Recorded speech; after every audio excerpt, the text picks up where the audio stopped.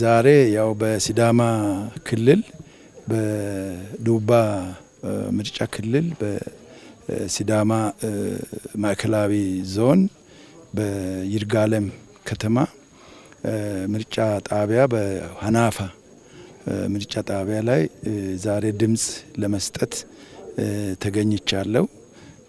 እዚህ ድምጽ የሚሰጥበት ምክንያት ያው የተወለድኩበትና የምርጫ ክልሌ በመሆኑ አንፃር ለውድድር ቀርብ ያለው ማለት ነው እና ምርጫ ድባቡን በማይበት ጊዜ በእውነት ዛሬ ያየሁት የምርጫ ድባብ ቀደም ሲል ስድስተኛ ዙር ላይም አይቻለው።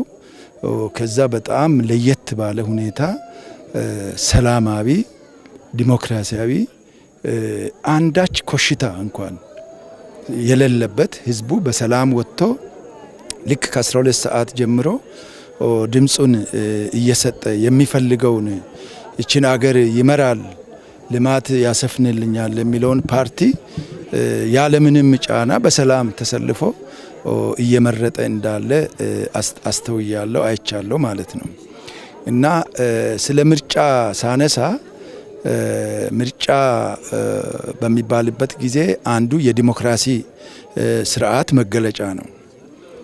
ዲሞክራሲ ስንል የራሱ ትርጉም አለ። ዲሞክራሲ ቃሉ ራሱ የግሪክ ቃል ነው።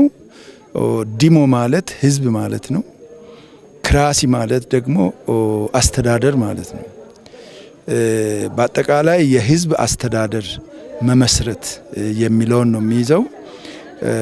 እንግዲህ በአፍሪካ በምናይበት ጊዜ በአብዛኛው ምርጫ በጠበንጃ እና በመፈንቅለ መንግስት ወይንም በጠበንጃ አፈሙዝ ነው ብዙ ጊዜ ስልጣናት ወደ ስልጣን የሚመጡት ማለት ነው። ኢትዮጵያ ዲሞክራሲያዊ ምርጫ ማካሄድ ከጀመረች ያው ቆይታለች። በተለይ ስድስተኛ ዙር ላይ ያየነው ለየት ያለ ነበረ።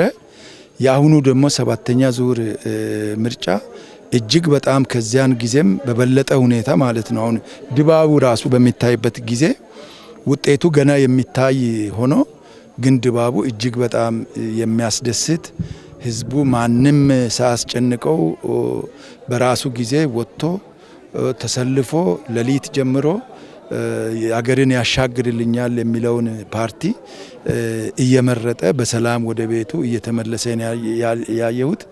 እኔም ደግሞ እንደ አንድ ህዝብና እንደ ህዝብ አካል ወይም አንድ ለእጩ ሆኜ የቀረብኩ ሰው እንደመሆነ መጠን እቺን አገር ያሻግራታል፣ የዚችን አገር ታሪክ ይቀይራል የሚለውን ፓርቲ ገብቼ ያው በሰላማዊ መንገድ ገብቼ ተሰልፌ ካርዴን ወስጄ መርጬ ነው የወጣሁት። አጠቃላይ ህዝባችን እጅግ በጣም የሚደነቅ ህዝብ ነው።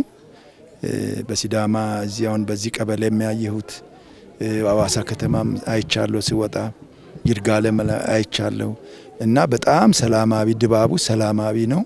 ምንም ኮሽታ የለም፣ ምንም ጭቅጭቅ የለም እስካሁን የሚሰማና ስለዚህ የተሻለ ምርጫ እየተካሄደ እንዳለ ነው ያስተዋልኩትና ህዝቡን እጅግ አድርጌ ማመስገን ፈልጋለሁ። ምርጫ ቦርድም በተለየ ሁኔታ ስርዓት ባለው ሁኔታ ምርጫ ሂደቱን እየመራ ስላለ ምርጫ ቦርዱንም በጣም አድርጌ አመሰግናለሁ።